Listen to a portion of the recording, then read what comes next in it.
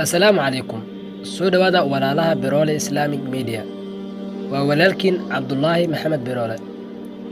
Waxa aan jeclahay inaan fiidiyowan kugula wadaago afar shay oo aad kor ugu qaadi karto kalsoonidaada. Mida koowaad, si tartiib oo waadax u hadal. Qofka kalsoonida leh ayaa si tartiib u hadla, maxaa yeelay wuxuu og yahay muhiimadda waxa uu ka hadlayo. Qofka aan isku kalsoonayn naftiisu dhaqso ayuu u hadlaa, maxaa yeelay kuma kalsoona ereyadiisu. Mida labaad, dhoola caddee mar walba. Qosolku had iyo jeer wuxuu caawiyaa dhoola caddaynta si joogto ah si loo wanaajiyo niyadda, iyo ku salaamidda dadka. Qosolka waxay dadka kale siisaa dareen ah in qofkani kalsooni ku qabo naftiisa. Dhoola caddayntu waxay calaamad u tahay isku kalsoonida sare.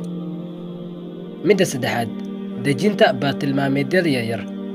Dejinta bartilmaameedyada yaryar oo la gaari karo, yoolalka la hiigsan karo iyo ka shaqaynta iyaga waxay kaa caawinaysaa kordhinta isku kalsoonida. Dejinta yoolalka waaweyn iyo gaaritaan la'aan si dhaqso leh waxay kuu horseedi kartaa qalqal ku yimaada isku kalsoonida. Sidaa darteed, himilooyinka yaryar ee la gaari karo waxay qofka ka dhigaysaa inuu ku kalsoonaado naftiisa oo diyaar u noqdo inuu gaaro yoolalka waaweyn. Midda u dambaysa, xiro dhar nadiif ah. Xirashada dharka nadiifka ah waxay kaa caawinaysaa inaad naftaada wanaag dareento.